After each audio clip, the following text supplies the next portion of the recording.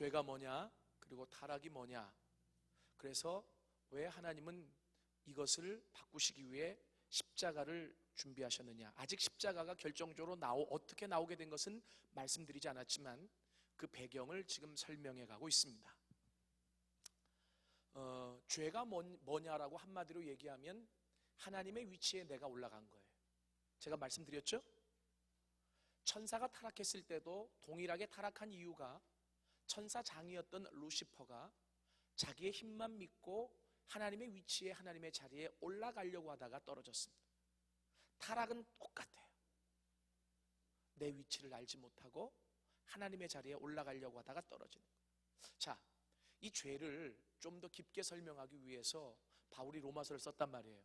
제가 지난 한 학기 동안 국제전도 훈련원에서 복음훈련학교라는데 로마서를 풀었습니다.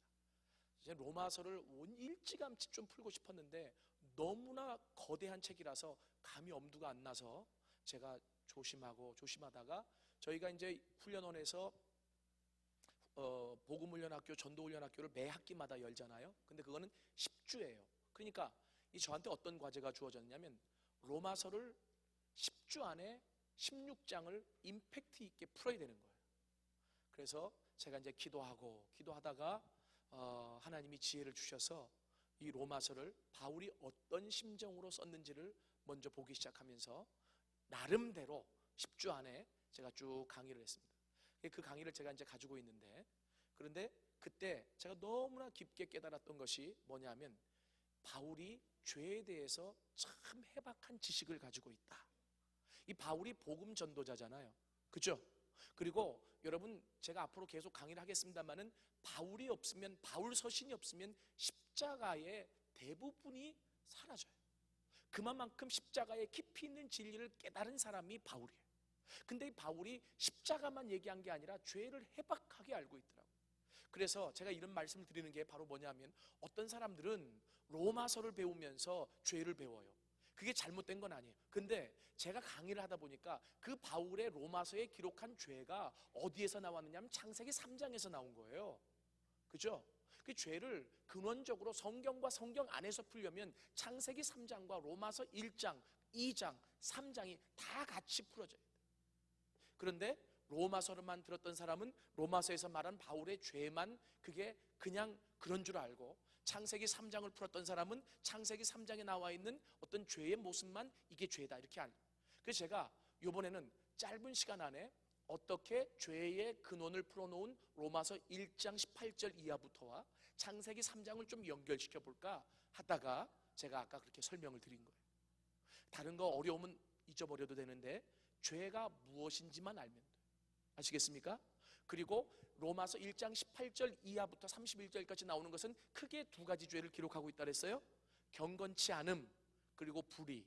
그리고 경건치 않음은 뭐예요? 어떻게 경건치 않아서 어떻게 인간이 타락하게 됐어요? 하나님이 계셔야 될 자리에 우상을 가져다 놨죠. 바꿨어요. 하나님이 계셔야 될 자리에 우상으로 바꿨죠. 그러자 하나님이 순리대로 써야 될 인간의 성을 바꾸셔서 영리로 타락의 도구가 되게 하셨다는 거예요. 이게 첫 번째예요. 그래서 음란한 사람들은 충분히 그 안에 뭐가 있는 사람이냐면 신적인 갈망이 있는 사람이다, 이렇게도 볼 수 있어요. 왜냐하면 뭔가 채워지지 않는 그 부분을 그렇게 해소를 해버리는 거예요. 이게 분명합니다. 두 번째는, 그래서 여러분들이 알기 쉽게 제가 아까 줄치라 그랬잖아요. 바꾸자, 바꾸셨다. 이게 경건치 않은 결과 타락의 모습이에요. 그리고 불의에 대해서는 이 20몇 절입니까? 24절부터입니까? 나오는데 한마디로 얘기하면 이렇게 해요. 그러니까 하나님을 마음속에 두기 싫어함에 하나님이 그 상실한 마음을 그대로 내버려 두사, 이렇게 나오죠. 그래서 그것은 뭐냐면 인간이 하나님을 버리자 하나님도 버리셨어. 그래서 버리자 버리셨다, 이렇게 외우면 쉬워요. 제가 지난 학기에 그렇게 가르쳤어요. 이게 아무리 가르쳐도 외우기 어려우니까 죄는 두 가지야, 로마서에 의하면. 첫 번째 경건치 않음, 두 번째 불의. 여기에 대해서 하나님의 심판이 있다 그랬어. 바울이 로마서 1장 18절에 기록했어. 이렇게 이제 제가 얘기를 해주고요. 그 다음에 그것을 바울은 어떻게 타락으로 이어졌는지를 푸는데 쉬워요. 바꾸자, 바꾸고, 그죠? 버리자, 버리셨어요. 아시겠습니까? 그러면 로마서 1장 18절부터 31절까지가 그냥 중요한 대목으로 해결되어지는 거예요. 다시 한번 정리하고 제가 넘어가는데요. 왜냐하면 지금 강의가 요 전 강의와 연결이 되기 때문에 자꾸 얘기하는데, 여러분들이 꼭 아셔야 될 게 있어요.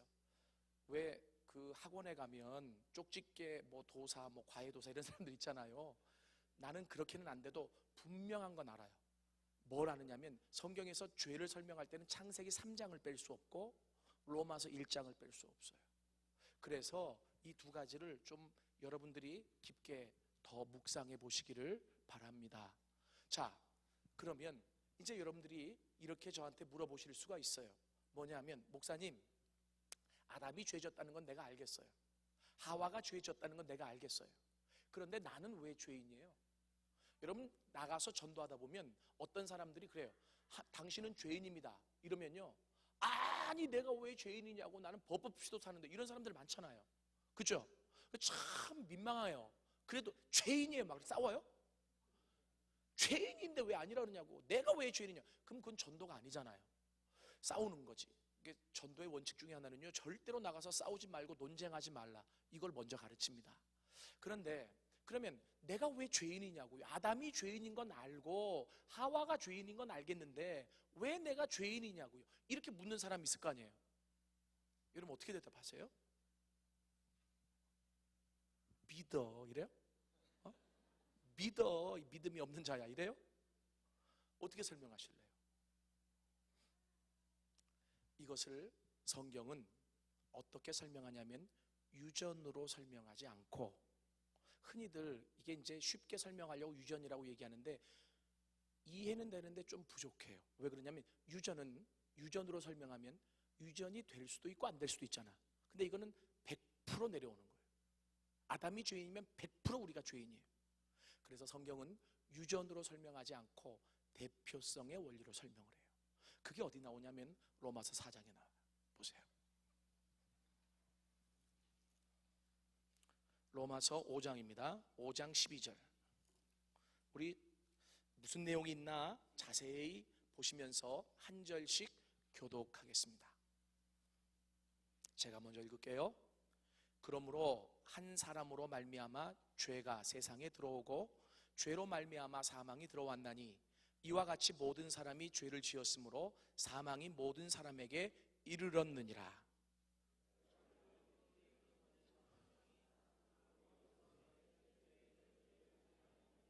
그러나 아담으로부터 모세까지 아담의 범죄와 같은 죄를 짓지 아니한 자들까지도 사망이 왕노릇하였나니 아담은 오실 자의 모형이라.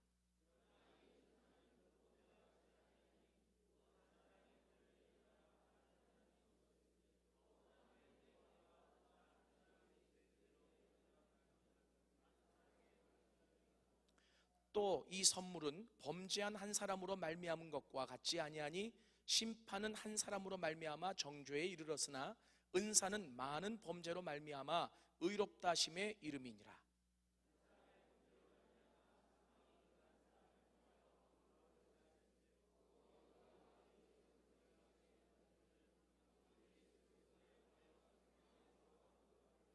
그런즉 한 범죄로 많은 사람이 정죄에 이른 것 같이 한 의로운 행위로 말미암아 많은 사람이 의롭다 하심을 받아 생명에 이르렀느니라.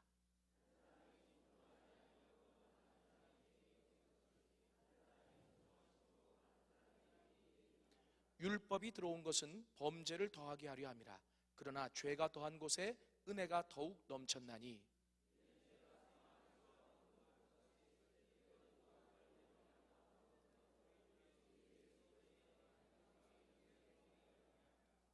아멘. 저를 보십시오. 이게 대표성의 원리라는 겁니다. 쉽게 얘기하면 왜 내가 죄인이냐? 아담이 죄를 졌는데 왜 내가 죄인이냐? 아담만 죄인이고 나는 죄를 짓지 않는데 왜 죄인이냐? 제가 아까 뭐라 그랬죠? 죄를 지으면서 어떻게 됐다 그랬어요? 그 인간이 하나님의 형상과 모습이 깨어져 버리고, 그리고 하나님의 영이 떠나가 버린 타락한 고장난 인간이 되어버렸다는 거예요. 이해되세요? 그러면 이 고장나고 타락한 인간에게서 내려 나올 자식들은 다 고장나고 타락한 인간이라는 거예요. 이거를 이해하기 쉽게 하기 위해서는 이런 얘기예요. 뭐냐면 아프리카의 기린은 기린만 낳아요.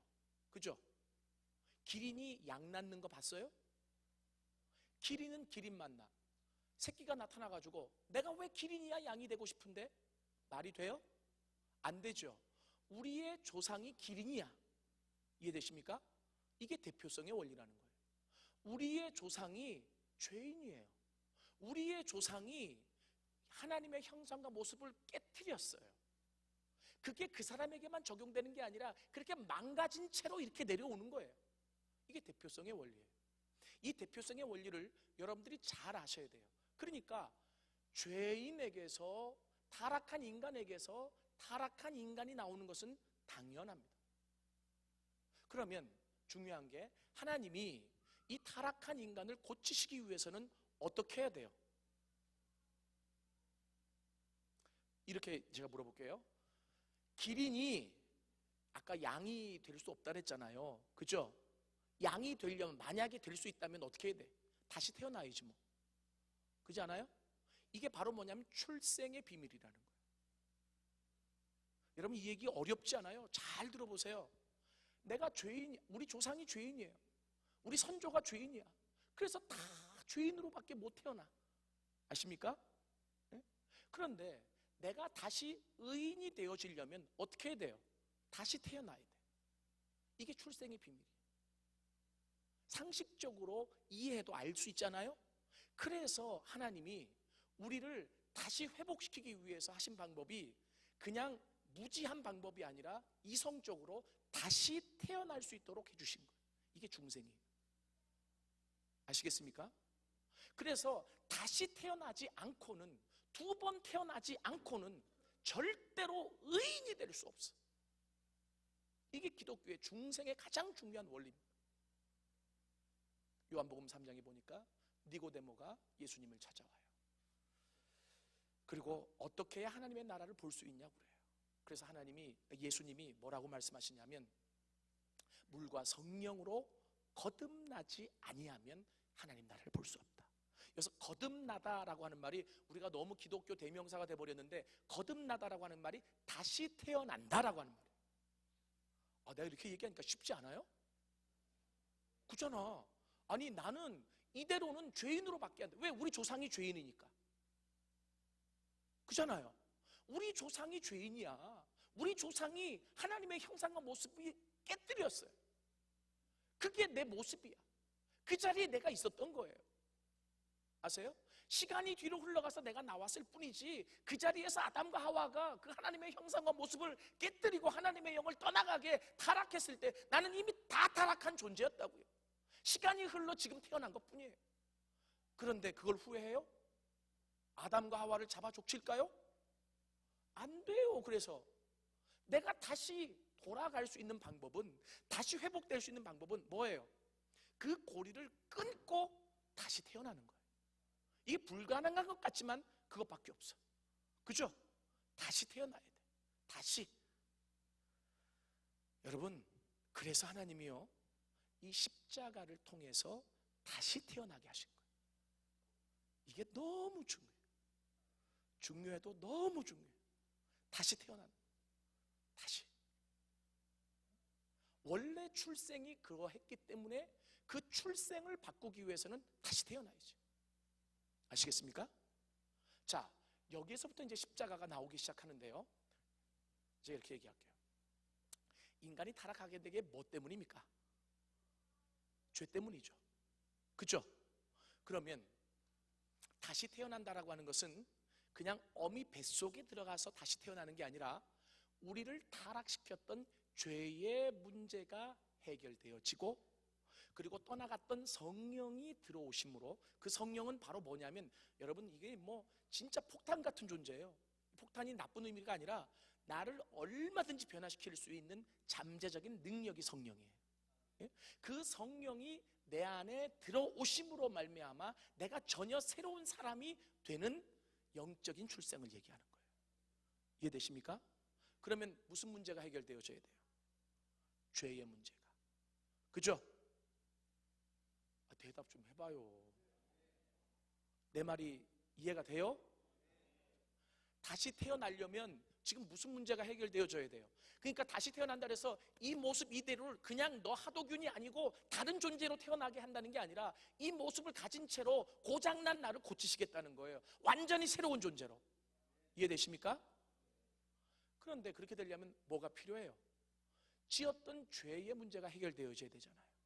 근데 이 죄의 문제는 여러분 성경에 보니까 뭐냐면 죄의 싹은 사망이에요.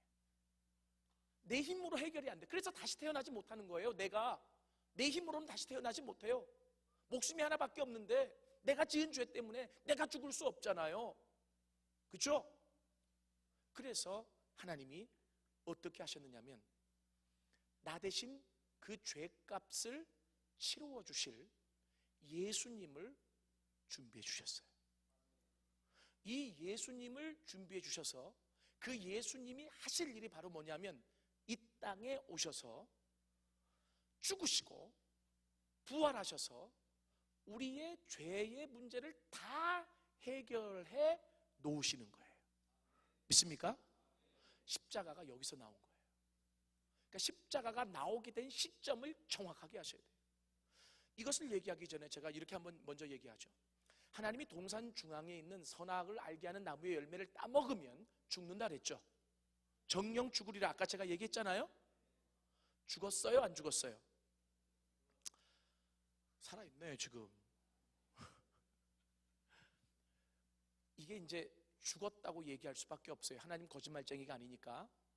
몇 번 죽느냐면 3번 죽어요. 이거 우리 전도학에서 가르치는 건데 저한테 들었던 분도 계시겠지만 아주 외우세요. 저는 전도할 때 이것을 반드시 가르칩니다. 죄 짓고 타락한 인간은 하나님의 약속대로 죽었어요. 3번 죽어요. 첫 번째, 하나님의 영이 떠나가 버려서 영적으로 죽어요. 두 번째, 하나님의 형상과 모습이 깨어져서 육적인 죽음을 맞이합니다. 원래는 하나님처럼 영원히 살아갈 존재로 만들어졌어요. 왜? 하나님의 형상과 모습이 있기 때문에. 근데 그 모습이 깨어졌기 때문에 육적으로 죽어요. 그리고 세 번째, 육적으로 죽고 끝이 아니라 영원한 죽음을 맞이하게 되죠. 한번 따라해 볼래요? 영적 죽음, 육적 죽음, 영원한 죽음. 그런데 이 3번 죽게 만들어 놓으시는 이유가 뭐냐? 이 강의를 하다 보면 꼭 청년들, 용감한 청년들은 얘기하죠. 왜 한 번에 죽이시지 지근지근 3번이나 죽이시냐고. 그런데 그것이 은혜라고 제가 얘기를 합니다. 한 번에 죽이면 오늘 우리는 없죠. 근데 그렇게 3번 나누어서 죽음을 경험하게 하시면서 우리에게 주어진 게 있네요. 육신을 가지고 살아가는 시간입니다. 그죠? 그래서 여러분과 제가 만난 거예요. 맞습니까? 맞습니까? 예, 육신을 가지고 가는 시간 안에서 우리가 만났어요. 많은 사람들은 이 시간이 나에게 왜 주어졌는지를 모르고 그냥 살아요. 근데 창세기 1장, 2장, 3장을 보면 분명하게 나와 있어요. 하나님이 우리에게 육신을 가지고 살아가도록 만들어주신 이 시간은 한마디로 얘기하면 영적 유예기간입니다. 원래 그냥 한 번에 죽었어야 돼요. 그런데 육신을 가지고 어떤 사람은 100년, 어떤 사람은 120년, 어떤 사람은 90년 이렇게 살아가시잖아요. 그리고 이 세상을 떠나죠. 끝까지 사는 사람 없다고요. 그러면 하나님이 육신을 가지고 살아가게 하시는 이 시간을 허락하신 이유가 뭡니까? 창세기 1장, 2장, 3장을 보면 하나밖에 없어요. 뭐냐면 우리를 다시 회복시키기 위해서. 믿습니까? 그 회복시킬 수 있는 방법이 예수 십자가라고요. 그래서 제가 이렇게 여러분들에게 말씀드리고 싶어요. 뭐냐면 50년을 살든 60년을 살든 90년을 살든 100년을 살든 육신을 가지고 살아가는 이 시간 속에서 우리가 주력적으로 해야 될 일이 있는데 그건 뭐냐면 우리를 회복시킬 수 있는 주님의 십자가 붙잡고 날마다 회복돼 가는 거예요. 믿습니까? 이게 너무 중요해요.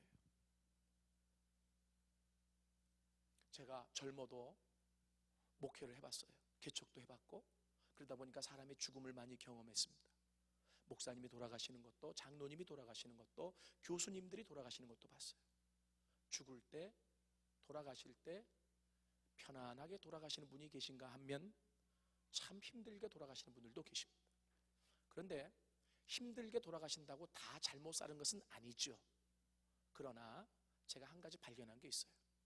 흔히들 예수를 믿든 안 믿든 빈손으로 왔다가 빈손으로 가신다고 그래요. 이게 그래서 불교에서는 공수래 공수거 이렇게 얘기하죠. 그런데 나는 이 말이 틀렸다고 봐요. 뭐냐면 빈손으로 오는 것은 많은데 빈손으로 가는 것은 아니더라고요. 하나 가지고 가요. 뭘 가지고 가느냐면 이 땅에서 하나님이 주신 영적 유예기간, 육신을 가지고 살아가는 동안 하나님이 주신 회복의 방법을 붙잡고 얼마나 회복됐느냐를 가지고 가더라고요. 그것 가지고 나중에 심판대 가서 하나님의 심판도 받습니다. 아세요? 여러분 겁주려고 하는 게 아니라 그건 분명해요. 그러니까 하나님이 우리에게 시간을 주신 이유, 원래 선악과 따먹은 그 인간 때문에, 그 아담과 하와 때문에 우리가 죽을 수밖에 없었는데 하나님이 죽긴 죽었어도 육신을 가지고 살아갈 수 있는 시간을 허락해 주신 가장 중요한 이유가 뭐냐면 회복시키겠다. 여러분, 제 딸들이 아무리 말을 안 들어도 내가 호적에서 판에 가라고, 너 나가라고 그러지 않아요. 어떤 부모가 그러겠어요? 간혹 있지만 좀 이상한 부모죠. 정말 부모라면 그렇지 않잖아요. 하나님도 마찬가지예요. 너 죽어 했지만 죽을 수밖에 없지만 그냥 죽일 수 없어서 하나님이 아픈 마음을 가지고 우리에게 허락해 주신 시간이 육신을 가지고 살아가는 시간이에요. 그러면 신앙은 딱 정리되는 거 아니에요? 구속사적인 입장에서 정리되는 거 아니에요? 뭐냐 하면 육신을 가지고 살아가는 이 시간 속에서 하나님이 주신 회복의 방법 십자가 붙잡고 날마다 그리스도의 장성한 분량에 충만한 데까지 이르러 가는 거예요. 이해되십니까? 그래서 하나님이요, 우리에게 보세요. 인간이 죄 짓고 인간의 방법으로 해결할 수 있습니까? 없어요. 그게 어디에 나오냐면 창세기 3장에 나와요. 인간이 자기 방법으로 해결해 보려고 인간이 죄 짓고 나서 가장 먼저 한 일이 뭐예요? 나뭇잎으로 옷을 만들어 입었죠. 그죠? 왜 만들어 입었어요? 추워서? 아니에요. 뭐라고? 뭐라고요? 예? 수치스러워서? 맞아요. 그런데 왜 나뭇잎으로 옷을 만들어 입었느냐면 많은 사람들이 착각하더라고요. 어디 생식기를 가렸다고. 아니, 창세기 2장 25절을 읽어봐요. 그들이 벌거벗었으나 부끄러워하지 아니하더라. 벗고 살았어 원래. 근데 어딜 가려? 왜 죄를 짓고 나뭇잎으로 옷을 만들어 입었냐? 그 죄를 가린 거예요. 수치스러우니까, 말 그대로. 근데 가려집니까? 안 가려지죠. 그래서 하나님이 찾아왔을 때 숨어버린 거예요. 그렇죠? 그러니까 성경이 우리에게 얘기해 주는 게 우리가 지은 죄는 우리 힘으로 도저히 해결할 수 없다는 거예요. 그래서 창세기 3장 15절에 하나님이 그렇게 찾아가셔서 그들을 설득시키려고 해도 죄의 영향력이 있기 때문에 하나님 앞에 변명하다가 아담이 하와에게, 하와가 뱀에게 죄를 전가시켜 버리잖아요. 죄는요, 분명히 아셔야 돼요. 적어도 내가 죄인이라고 생각하면 하나님하고 씨름할 수 있는데 나는 죄인이 아니라고 죄를 전가시켜 버리면 끝나버립니다. 하나님이 더 이상 나한테 손 쓸 수가 없어요. 그래서 하나님의 은혜를 받는 자들이 어떤 자들이냐면 마음을 들여서 내가 죄인이라고 고백하는 자들이에요.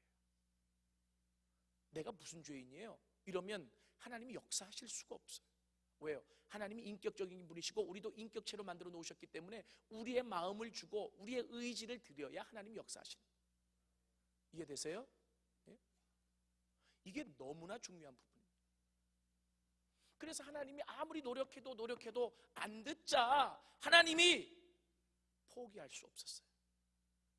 여러분, 이 대목을 잘 들어주세요. 제가 지금 얘기한 게 창세기 3장 8절부터 13절까지 내용인데 하나님이 죄 지은 인간에게 찾아가셨잖아요. 찾아가셔서 그들을 설득하려고 노력했는데 안 됐죠. 그래서 사람들이 뭐라 그러냐면 간혹 하나님의 첫 번째 구원의 역사는 실패다. 성경을 모르는 사람이 하는 얘기예요. 하나님은 실패하지 않는 분이시거든요. 아담과 하와가 죄를 전가시켜서 끝났으면 실패해요. 그런데 너무나 놀라운 게 하나님은 끝내지 않으셨어. 그래서 이야기를 끌고 가서 창세기 3장 15절에서 원복음, 복음을 약속해 주시는 거예요. 이게 십자가가 나오게 된 결정적인 계기입니다. 아시겠습니까? 그래서 성경에서 십자가가 가장 최초로 나오는 게 창세기 3장 15절이에요.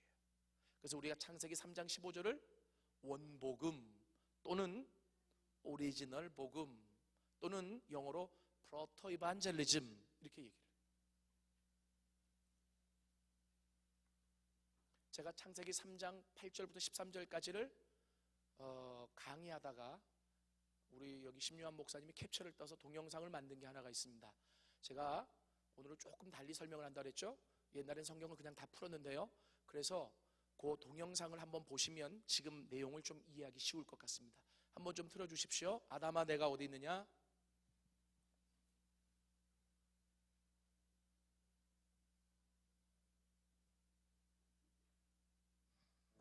네가 어디 있느냐? 난 물어볼게요. 아담이 숨은 곳을 하나님이 모르실까요?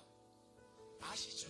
아담아 내가 어디 있느냐라고 질문을 던졌을 때 아담은 하나님을 피해서 숨어있는 자기가 있는 곳을 봤을 거예요. 그죠? 그러면서 생각했겠죠. 나는 왜 이렇게 두려워하는 걸까? 왜 내 마음속에는 이렇게 조급함이 있고 정말 불안함이 있고 그리고 힘들고 어려울까? 왜 나는 하나님을 이렇게 피해 있어야 되는 걸까? 별의별 생각이 다 들었겠죠. 그러면 하나님이 그 질문 안에 담고 있는 의미는 뭘까요? 아담아 네가 있는 곳은 네가 있어야 될 곳이 아니야. 나와. 이런 얘기예요. 나는 너를 창조할 때 그렇게 아파하라고 창조하지 않았어. 나는 너를 창조할 때 그렇게 불안하게 살아가게끔 창조하지 않았어. 나는 너를 창조할 때 네가 이렇게 힘들게 살도록 창조하지 않았어. 나는 내가 너를 창조할 때 그렇게 연약하게 죄지어서 숨어 살도록 내가 창조하지 않았어. 네가 그 속에 있는 한 너는 불안해하고 너는 힘들어하고 그리고 너는 어려워할 수 있지만 이 말을 듣고 내 앞으로 나오면 해결될 수 있어. 여러분 이게 실존론적인 질문이에요. 하나님이 여러분들에게 지금 동일하게 질문을 던지고 계세요. 아무개야 네가 어디 있느냐라고 하는 거예요. 하나님이 한국교회를 향해서도 동일하게 질문을 던지고 있어요. 하나님이 이 땅을 향해서도 동일하게 질문을 던지고 계세요. 여러분 이 질문이 던져지는 곳에 반응이 있어야 돼요. 어떤 반응이 있어야 되느냐면 내가 어디 있는가를 봐야 돼요. 왜 나는 힘들고 왜 나는 연약하고 왜 나는 안 된다고 하고 왜 나에게는 패배의식이 있고 왜 나는 맨날 아파야 되고 왜 나는 맨날 돈이 없어야 되고 왜 나는 맨날 찌그러져야 되고 하나님은 그렇게 살도록 우리를 만들지 않았어요. 그 질문을 던지시는 이유가 거기서 나오라는 거예요. 그런데 이 죄는 거기서 나오지 못하도록 해요. 그래서 아담이 변명을 하죠. 어떻게 변명하냐면 내가 벗어서 부끄러워가지고 숨었다. 그래요. 두 번째 죄의 특징이 있어요. 뭐냐면 변명하게 만들어요. 예, 여기까지입니다. 이게 창세기 3장 8절부터를 쭉 이제 풀어가면서 나온 내용이에요. 아담아 내가 어디 있느냐. 이 하나님의 질문은 실존적인 질문이고 거기에 우리 원조상이 답을 했으면 우리가 죄된 타락한 몸으로 태어나지 않았어요.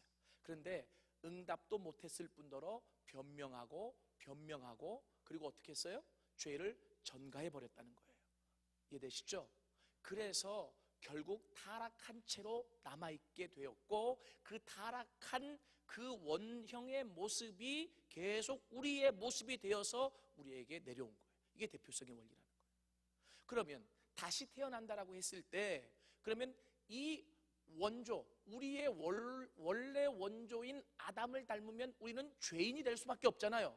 다시 태어나기 위해서는 또 다른 아담이 나와야 되잖아요. 그렇죠? 그래서 우리를 닮아가게 할 또 다른 아담이신 예수님이 이 땅에 오신 거예요. 그래서 그 예수님이 마지막 아담이 되셨어요. 이해되십니까? 그러니까 성경에 지금 로마서 5장에서 얘기하는 얘기가 그 얘기예요. 우리에게는 두 명의 조상이 있다는 거예요. 첫 번째는 죄 짓고 타락한 아담이라고 하는 조상, 그리고 또 한 조상이 있는데 이 조상은 우리를 그 죄에서 구원하시기 위해서 완벽하신 우리의 구원자이신 조상 예수. 믿습니까? 그래서 여러분들이 예수를 따르기로 결정하고 그 예수님이 우리를 다시 태어나게 하시기 위해 만드신 방법을 믿음으로 받아들이기만 하면 출생이 달라지는 거예요. 할렐루야. 이게 중생이에요. 이게 중생이라고요. 그러니까 여러분들이 분명히 아셔야 돼요. 자, 고개를 드세요. 11시까지 강의 안 들어보셨죠? 지금 10시 45분. 뭐 11시를 크게 넘기지는 않으려고 합니다. 산에까지 올라왔는데 뭐 일찍 주무실 게 있겠어요? 철야도 하는데. 그죠? 예. 그래도 육신이 가장 연약한 걸 아니까 빨리 끝마치려고 그래요. 기지개 한 번만 피실래요?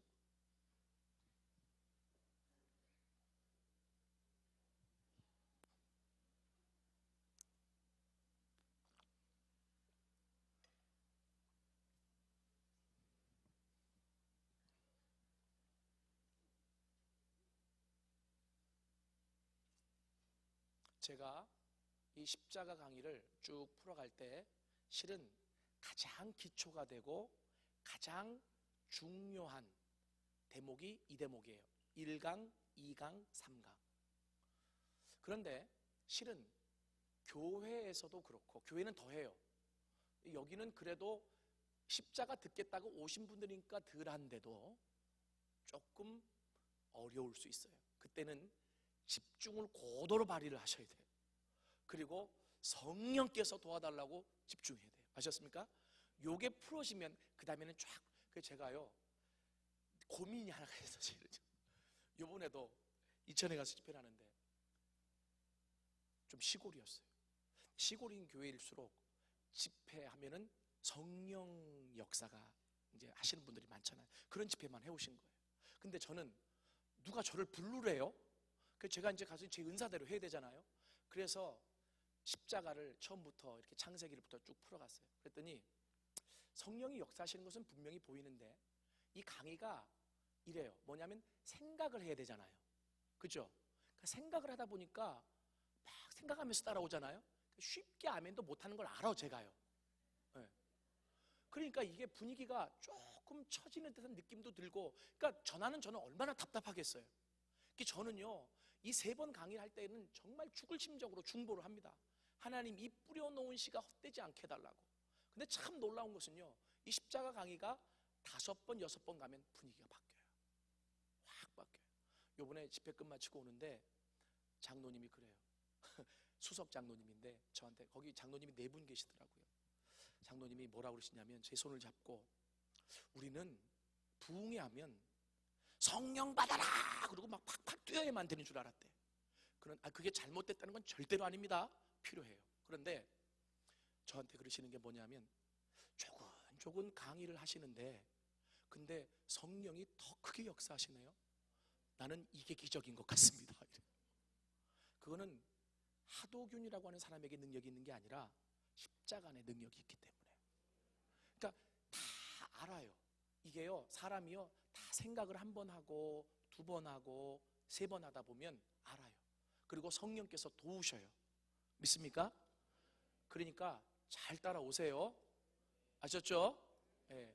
그래서 어떤 분들은 이런 얘기를 여기서 처음 듣는 분들도 계실 거예요. 그냥 죄, 그래요. 그건 근데 죄가 뭔지, 로마서에서 바울은 죄를 어떻게 설명하는지, 이것 때문에 대표성의 원리라는 건 뭔지, 그리고 십자가가 어떻게 나왔는지, 생전 그런 얘기를 여기서 처음 듣는 분들도 계실 거란 말이죠.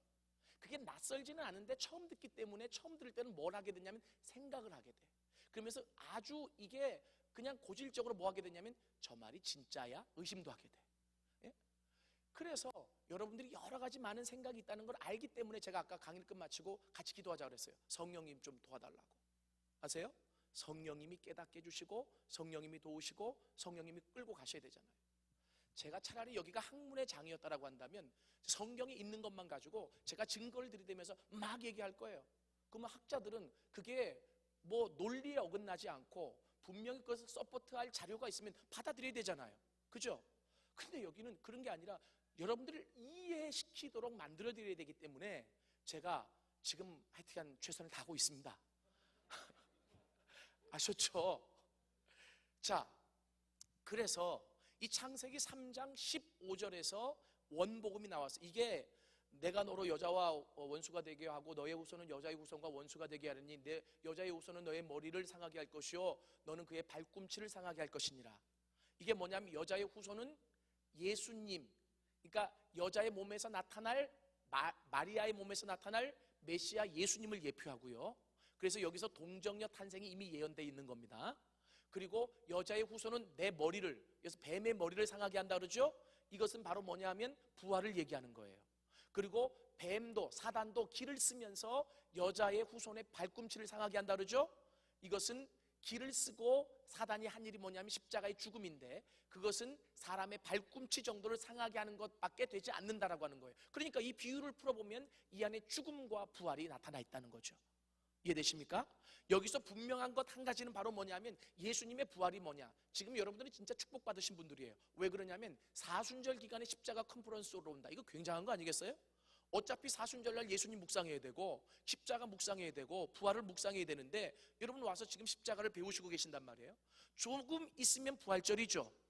여러분 부활이 왜 기쁘세요? 난 물어봅시다. 부활이 왜 기쁘냐고 물어보면 어떤 사람들은 예수님이 살아나셨으니까요. 그렇죠. 근데 그게 다냐고. 그렇지 않아요. 이 창세기 3장 15절을 보면 부활을 기뻐해야 될 가장 중요한 이유가 나오는데, 예수님의 부활은요 그냥 살아나셨다는 데만 의미가 있는 것이 아니라 그 사단의 죽음의 세력을 완전히 깨뜨리신 날이에요. 할렐루야, 할렐루야. 그렇기 때문에 그 부활하신 예수만을 붙잡으면 사단은 겉껍데기에 불과합니다. 근데 그 예수님을 맨날 붙잡지 못하니까 사단에게 이리 치이고 저리 치이는 거예요. 아시겠어요? 그러니까 여러분 분명히 아셔야 돼요. 분명히 아셔야 될 건 뭐냐면 사단은요 예수님이 부활하신 이후에 남은 것은 껍데기뿐이야. 근데 우리가 보이지 않고 만져지지 않으니까 그놈들이 유혹할 때 넘어갈 뿐이죠. 그래서 그 부활한 예수를 똑바로 붙잡으면 예수의 부활의 승리가 내 승리가 되는 거예요. 할렐루야. 그래요. 그래서 하나님이 아까 제가 뭐라 그랬어요? 창세기 3장 15절이 없고 하나님이 아담과 하와를 설득하기 위해서 갔는데 그들이 받아들이지 않고 변명하고 전가해서 거기서 끝났다면 하나님의 구원은 실패입니다. 근데 실패하지 않았다라고 하는 증거가 하나님이 포기하지 않으셨기 때문에. 믿습니까? 하나님이 포기하지 않고 창세기 3장 15절을 통해서 너희들을 진정으로 구원할 방법을 내가 여기서 약속해 줄게 하고 예수님, 그 예수님을 통한 십자가와 부활을 약속해 주신 거예요. 할렐루야, 할렐루야, 할렐루야. 예. 하나님은 이것을 이렇게 설명할 수 있어요. 뭐냐면 첫 번째 아담은 실패했어요. 그렇기 때문에 같은 아담을 이 땅에 보내셔야 돼요. 여러분 예수님이 이 땅에 왜 오셨습니까? 여러 가지 많은 걸로 설명할 수 있는데 대표성의 원리로 설명하자면 이거예요. 뭐냐면 첫 번째 아담이 뭐예요? 사람이란 얘기입니다. 첫 번째 하나님이 만드신 사람은 실패했어요. 그렇기 때문에 그 사람을 살리기 위해서는 같은 사람이어야 해요. 그래서 하나님이신 그분이 사람의 몸을 입고 우리의 조상이 되기 위해 오신 거예요. 믿습니까? 이걸 분명히 하셔야 돼요. 그래서 그분이 그냥 오시기만 해서 우리 조상이 될 수 없어. 뭘 해야 될 수 있느냐면 우리의 고질적인 이 죄의 문제를 해결해야 우리의 또 다른 조상이 될 수 있잖아요. 그래서 우리의 이 고질적인 죄의 문제를 해결하시기 위해 그분이 하신 일이 바로 뭐냐면 그냥 하늘의 보좌만 버리고 이 땅에 내려오신 것이 아니라 십자가에서 죽으셨습니다. 믿습니까? 왜요? 우리의 죄값을 치루시기 위해서. 할렐루야. 그래서 실은 이미 2000년 전에 하나님은 어떤 일을 하셨느냐면 우리의 새로운 조상, 대표가 되실 마지막 아담인 예수님을 보내셔서 어떻게 하셨느냐면 우리가 모르고 있는데 하나님은 이 땅에 있는 모든 사람, 앞으로 태어날 모든 사람의 죄까지도 그에게 옮겨 놓으셨어요. 이게 이사야 53장 6절이에요. 우리는 다 양 같아서 그릇 행하여 각기 제 길로 갔거늘 여호와께서는 우리 무리의 죄악을 그에게 담당시키셨도다. 할렐루야. 우리의 모든 죄악이 그분에게 옮겨갔기 때문에 예수님이 십자가에 왜 죽으셨느냐면 그분은 죄가 없지만 우리의 모든 죄를 다 떠맡으셨기 때문에 죄의 근원이 되셔서 죽으셨습니다. 믿습니까? 여러분 이렇게 죽었기 때문에 하나님의 공의를 충족하게 됐어요. 뭐냐 하면 하나님이 가장 이 땅에서 공의로우신 분이시거든요. 하나님이 공의롭지 않으면 기준이 없는 거예요. 그러면 공의로우신 하나님이 인간을 사랑한다고 죄를 지었는데도 그냥 천국에 데려갈 수는 없잖아요. 그 공의를 충족시켜야 되는데, 그 공의를 충족시키기 위해서는 지은 죄에 대한 누군가 값을 지불해야 되는 거예요. 그 값을 예수님이 지불하셨습니다. 할렐루야. 무엇을 통해서? 십자가를 통해서. 그럼 여기서 분명히 드러나는 게 있어요. 제가 첫째 시간에 얘기했죠. 십자가는 도깨비 방망이가 아니라고요. 이 십자가는 우리를 회복할 수 있는 궁극적인 하나님의 방법입니다. 믿습니까? 그래서 그분이 십자가에 죽으셨단 말입니다. 죽으심으로 말미암아 우리의 모든 죄를 다 이미 용서해 놓으셨어요. 믿습니까? 이제는 여기 잘 봐요. 이게 이제 마지막이에요. 잘 들으세요. 이제는 우리의 선택만 남았어요. 우리가 그냥 죄된 아담을 조상으로 삼고 나는 어쩔 수 없어라고 생각하고 이대로 살아가다가 이렇게 죽을 것인가? 아니면 이 사실을 알아서 내가 다시 하나님이 보내주신 새로운 아담, 우리를 구원할 수 있는 우리의 대표 주자인 마지막 아담인 예수를 붙잡고 다시 회복될 것인가? 이 결정은 우리에게 달려 있습니다. 믿습니까? 내가 이렇게 얘기하면 어떤 분들이 그냥 그까지 아들을 주겠는데 줘버리지 뭘 꼭 선택을 하래. 어렵게. 제가 그랬잖아요. 로봇가 아니기 때문에 하나님이 원하는 것은 마음이에요. 우리의 결단이에요. 아시겠어요? 저 한번 따라해봐요. 하긴 나는 말을 하니까 안 졸리는데 앉아 계시면 좀 졸릴 것 같아. 그러니까 제가 좀 시켜야 되겠어요. 저 좀 따라해보세요. 하나님이 원하시는 것은 마음입니다. 바치어라 내 마음을 주께서. 이 찬양 아세요? 어유 고맙네. 대답을 크게 줘서. 다른 사람 모르는가 봐. 우리만 아나 봐. 여러분 이 찬양이요 정말. 근데 이 찬양뿐만이 아니라 성경 어디를 보더라도 하나님이 원하시는 게 마음이래요. 우리의 결정, 우리의 생각. 믿습니까? 마음을 들이면 돈도 따라가고 헌신도 따라가고 다 따라가는 거예요.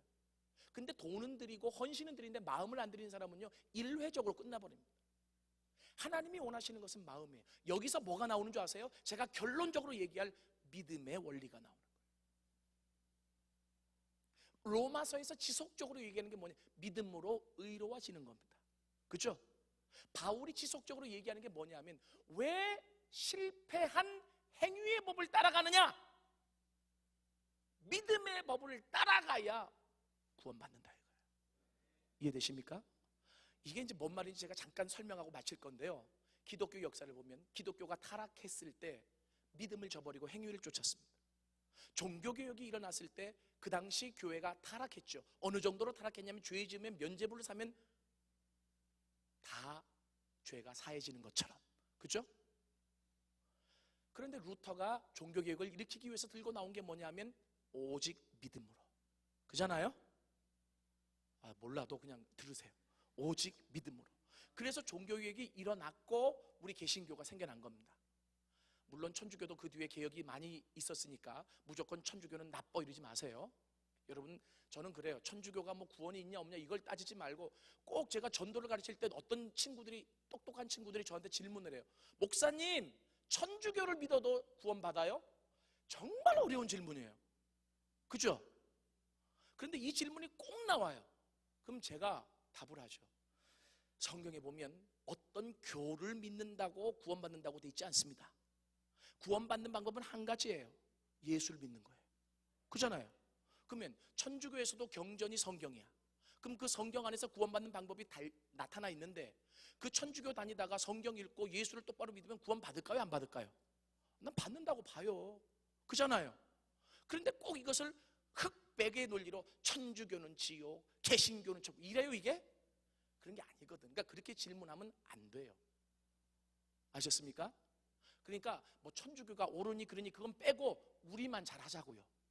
그래서 이 개신교가 나왔을 때 나온 게 바로 뭐냐면 오직 믿음으로. 오직 믿음으로. 그런데 여러분 이 믿음이라는 게 뭐예요? 내가 A라는 사람을 믿어요. 그러면 돈을 주는 게 믿는 거예요? 아니에요. 여러분, A와 B가 만나잖아요. 만나서 사귀죠. 그죠? 그리고 믿음이 갈 때 결혼하지 않나요? 남녀라면 동의 좀 해봐요. 그죠? 그런데 그 믿음이 가기까지 첫 번째, 언제 믿음이 가요? 첫눈에 반해서 믿음이 간 것은 그건 진정한 믿음이라고 할 수가 없을 것 같아. 근데 이 믿음이 싹 트일 때까지 어떻게 돼요? 저 사람이 내가 위급할 때 날 도와주고 내 편에서 말해주고 그리고 나를 신뢰해주고 나를 아껴주고 이런 시간들이 길어가고 이것이 쌓여가면서 신뢰할 만해, 믿을 만해. 그래서 이 믿음이 마음속에 굳건해질 때 결혼하자 이러는 거 아니겠어요? 여러분, 마가복음에 보면 예수님이 계속 제자들을 훈련시키는데 뭘 훈련시키냐면 믿음을 훈련시켜요. 그래서 마가복음을 쭉 보면 뭐라 그러냐면 이 믿음이 적은 자들아, 이 믿음이 적은 자들아. 이건 욕이 아니에요. 왜 그렇게 오랫동안 있었는데 나를 믿지 못하니? 나에게 마음을 못 주니? 이런 얘기예요. 아시겠어요? 그러니까 결국은요, 기독교가 타락하는 것은 믿음을 구사하지 못해서. 죄송합니다. 제가 이렇게 말씀드려서 정말 죄송한데 오늘날 교회를 보면 이 믿음을 제대로 안 가르치는 것 같아요. 아까 그랬죠? 예수를 믿는다는 것은 교회만 나오는 게 아니에요. 예수를 믿는다는 건 믿습니다 이렇게 돼서 믿는 게 아니라고요. 뭐예요? 신뢰할 만한 일들이 우리 가운데 있어야 되잖아요. 예수님과 나 사이에. 그잖아요. 그리고 그 예수님을 내가 믿어갈 수 있는 일들이 발생되어져야 되잖아요. 기독교는 체험의 종교라고요. 이성적으로만 믿어가지고 믿습니다. 그런데 그 믿음은 겉껍데기인 걸. 정말로 내 인생이 바뀌어지고 변화되고 아니면 그 예수를 의지했더니 그 예수님이 뭔가 감기라도 고쳐야 그분을 믿을 거 아니겠어요? 정말 저분은 내가 신뢰한다고. 그죠? 그 믿음이 있을 때 지속적인 역사가 우리 삶 가운데 있어지는 거예요. 믿는다라고 하는 것은요, 다 주는 거예요. 그래서 저는 이렇게 생각해요. 뭐냐면 믿음이라고 하는 단어는 함축적인 단어인데 이 단어를 풀어내서 설명을 해줘야 진정한 믿음이 구사되는데 이것을 잘 못하니까 그냥 믿어 이래 버리잖아요. 그러면 믿습니다 하면 안 믿는 것보다는 나아요. 근데 그게 습관화가 돼버리면 깊이 있는 믿음으로 들어가지는 못해요. 제 말이 무슨 말인지 이해가 되십니까? 저는 지난 한 학기 동안 로마서를 제가 계속 묵상하면서 깨달아진 거 이거예요. 결론. 교회가 믿음을 잃어가고 있구나. 로마서에서 계속 얘기했더니 바울이 계속 얘기하는 게 뭔지 아세요? 야, 할례로 율법으로 선민이라는 혈통으로 구원받는 게 아니라 이 어리석은 유대인들아, 그러면서 로마서 4장에 그 예를 들어요. 아브라함이 너희의 조상이지 너희들은 그 혈통 아래에서 태어나서 율법과 할례를 지키고 받으면 구원받는다고 생각하지? 아유, 이 멍청이들아, 아브라함이 의롭다고 여긴 것은 믿었기 때문이야. 그 예를, 아브라함의 믿음의 예를 로마서 4장에서 얘기하고, 아브라함이 할례를 받은 게 언제예요? 그 자식 할례 준 게 17장이야 믿음으로 의롭게 된 게 15장. 학자들에 의하면 15장과 17장 사이에는 적어도 30년의 공백이 있었대. 할례가 먼저냐 믿음이 먼저냐? 믿음이 먼저라는 거예요. 하나님은 그가 믿었기 때문에 그를 조상으로 세우신 거지 할례를 받고 율법이 있고 이래서 지킨 게 아니라는 거죠.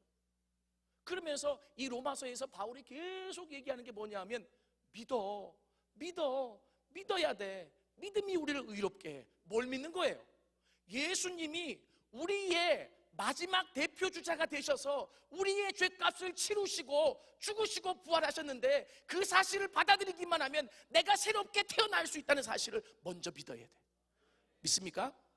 믿음에는 내용이 있거든요. 그냥 믿는 게 아니에요.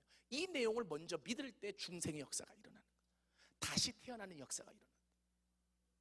할렐루야. 혹여나 이 가운데 중생을 경험하지 못한 분들이 계신다면 이게 뭐냐면 나는 오늘 밤 죽어도 천국 갈 확신이 없다고 한다면 오늘 저녁 늦지 않았어요. 가장 빠른 시간이에요. 하나님 앞에 결단하십시오. 내가 내 마음을 들여서 당신이 나를 위해 회복하기 위해 만들어 놓으신 그 방법을 내가 받아들이겠습니다. 아멘. 내가 왜 죄인인가를 성경은 뭐로 설명한다고요? 대표성의 원리로. 아시겠어요? 뭐라고요? 대포성?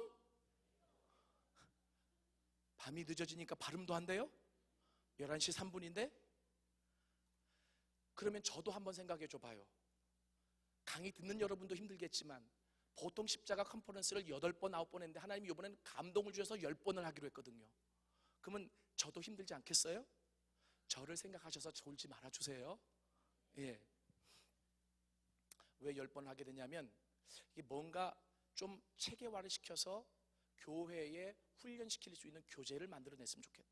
우리만 제가 꼭 있어야만 십자가 컨퍼런스 되는 게 아니라, 제가 아까도 말씀드렸지만 이 3번, 4번 오시는 분들은 이게 내 것이 돼서 여러분들이 가서 전하셔야 되는데 이게 뭔가 매뉴얼이 좀 나오고 그리고 훈련 교재로 나왔으면 좋겠다 해서 이번에 하나님 큰 마음을 주셔가지고 그 여러분 책갈피 드린 거 있죠? 이게 제가 훈련시키려고 하는 10가지 주제입니다. 그래서 길면 또 안 되니까 10주 동안에 일주에 한 과씩 이렇게 해가지고 십자가 제자 훈련 이래가지고 매뉴얼 책을 만들어 내려고 그래요. 그래서 지금 정말 기도하면서 준비한 거예요. 그래서 10강의를 하는 겁니다. 별로 기대도 안 하시고 말아요. 여러분, 그래서 제가 여러분들에게 말씀드리잖아요. 믿음. 근데 믿음은 구원받는 믿음이 있고 우리의 신앙이 성장하는 믿음이 있고 그리고 또 승리하는 믿음이 있어요. 그러니까 많은 사람들은 믿음을 한 가지로만 보니까 헷갈리는 거죠. 왜 그러냐면 믿는다라고 했을 때는 믿음의 내용이 있거든. 내용이. 아시겠어요? 그러니까 저는 지금 여러분들에게 뭘 첫 번째 얘기하느냐 하면 십자가가 어떻게 나오게 됐는지를 지금 설명했잖아요. 그죠? 그러면 이제 하나님 입장에서는 십자가가 나오게 된 배경도 설명했고 우리는 알고 있는 게 십자가가 나왔고 성취됐잖아요. 이것을 어떻게 받아들일 것이냐? 믿음으로 받아들이는 거예요. 믿습니까? 이걸 첫 번째 믿음으로 받아들일 때 우리의 신앙의 여정이 출발될 수 있다는 거예요.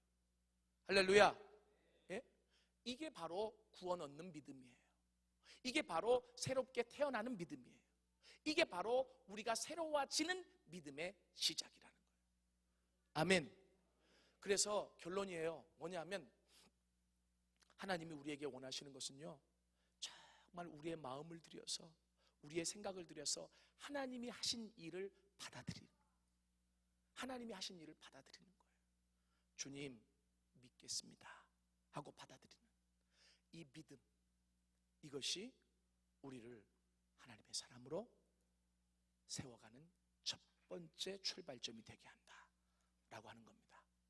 아시겠죠? 강의를 이제 마칠 텐데요, 보세요. 정리하면 이래요. 세 번째 강의의 특징은 두 번째 강의 죄를 설명하면서 이 죄가 얼마나 무섭고 그리고 이 죄 때문에 얼마나 타락했는지를 설명을 했어요. 그런데 우리가 여기에서 헤어나올 방법은 없어요. 죄의 문제가 해결되지 않는 한. 근데 죄의 문제가 해결되어지기 위해서는 누군가 죄값을 치루셔야 되는데 그 죄값을 치루신 분이 예수님이시라는 거. 근데 그 예수님이 그냥 갑자기 나타난 게 아니라 하나님이 처음에 죄 짓고 타락한 인간을 회복하기 위해 찾아갔지만 죄 때문에 눈이 멀어 하나님을 받아들이지 못한 아담과 하와. 그러나 하나님은 거기서 포기하지 않고 우리를 온전히 고칠 수 있는, 우리를 온전히 회복할 수 있는 마지막 대표주자인 아담을 보내시기로 작정하신 겁니다. 믿습니까? 그분은 신으로 오신 게 아니에요. 아담으로 오셨어요. 우리의 친족이 되시기 위해, 우리의 조상이 되시기 위해. 믿습니까? 여러분, 이게 굉장한 원리예요. 이게 간단한 것 같죠? 룻기를 보면 친족의 개념이 나와요. 거기에 물리다는 표현이 나오는데 이게 다 구속적인 개념이거든요. 그래서 왜 하나님이 신이 인간이 되셔야만 됐어? 뭐 여러 가지 설명하죠. 우리 인간과 소통하기 위해, 뭐 우리 인간을 알기 위해. 근데 가장 중요한 구속사적인 개념에서는요, 우리의 인간의 조상이 되기 위해서예요. 어떤 조상? 새로운 조상, 새로운 대표성을 가진 조상. 이해되십니까? 그래서 성경에서 뭐라고 얘기하냐면 마지막 아담, 첫 번째 아담 이렇게 얘기하는 거예요. 첫사람, 마지막 사람.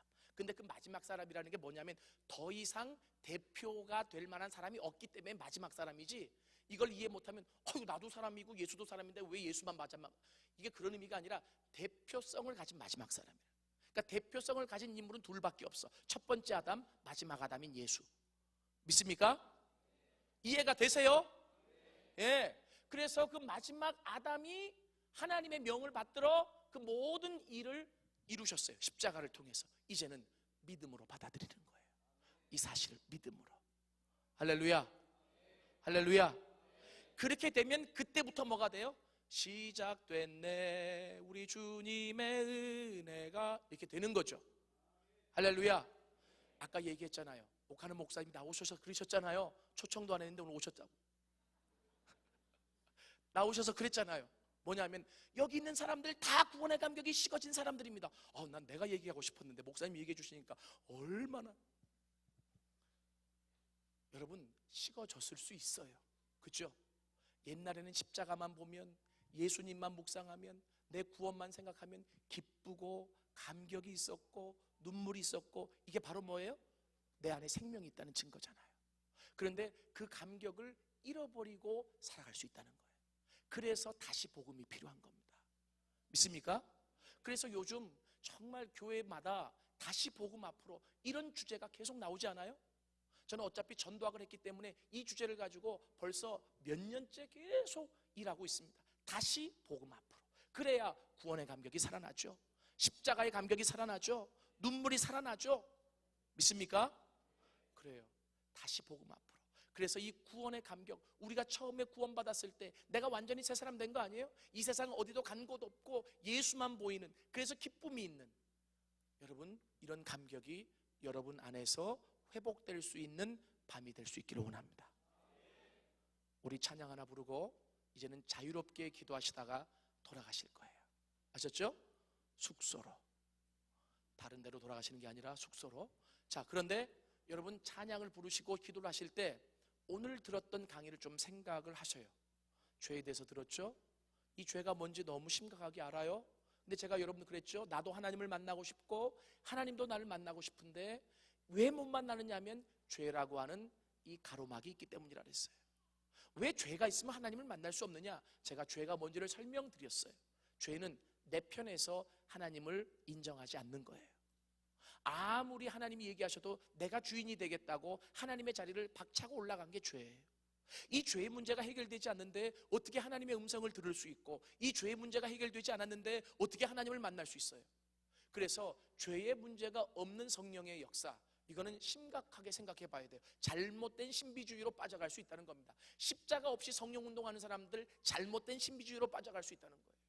성령은요, 새로운 역사를 하시는 분이 아니라 하나님께서 그 아들을 통해서 이루어 놓으신 이 십자가의 완성을 적용시키는 분이세요. 믿습니까? 그래서 예수님도 뭐라고 그러셨냐면 보혜사 성령이라고 그랬어요. 보혜사 뭐예요? 보충하시고 보완하시고 그리고 적용케 하시는 분이세요. 여러분 정말 오늘 이 저녁 시간에 그 구원의 감격이, 그리고 주님을 만나는 그 감격이, 그리고 주님의 음성을 다시 들을 수 있는 감격이, 눈물이 회복되는 감격이 우리 안에 있어질 수 있기를 원합니다. 우리 시간에 찬양하는데요, 두 손 들고 찬양합니다. 이 찬양 아시죠? 왜 이 찬양을 부르고 싶냐면 내가 이 찬양 꼭 하자면 손을 드시대. 이게 찬양 가사가 그런 거예요. 근데 손을 들고 싶으면 들어도 돼. 두 손 들고. 그런데요, 이 찬양이 참 하나님 성령의 임재가 있더라고요. 왜 그러냐면 이 후반부에 가면 나 주님만을 섬기리, 헛된 마음 버리고 성령이여 내 마음, 이게 나오죠? 이건 뭐냐면 내가 아까 그랬잖아요. 제가 뭐냐면 하나님이 받으시기를 원하는 것은 마음이라고요. 그죠? 하나님이 받으시기를 원하는 것은 돈도 아니고 뭐 어떤 다른 것이 아니라 하나님을 떠나갔던 내 마음이 다시 하나님께로 돌아오기를 원하세요. 믿습니까? 하나님 앞에 주지 않고 마귀에게 줘서 보암직하고 먹음직하고 지혜롭게 할 만큼 탐스러웠던 그 열매를 따먹었던 내 마음을 다시 가지고 와서 하나님 여기 있습니다, 바치기를 원해요. 믿습니까? 오늘 이 저녁 시간에 분명히 찬양하고 기도할 때 성령이 역사하실 겁니다. 그러나 죄로 마음이 닫혀 있으면 역사할 수가 없어요. 하나님이 그렇게 만나고 싶어도 할 수가 없어요. 그 결단은 내가 하는 거예요. 이 마음을 하나님 앞에 드려야 돼요. 이 시간 혹시 성령이 마음을 주셔서 내가 뭔가 결단해야 될 것이 있다라고 생각하는 사람은 자리에서 일어나서 찬양하세요.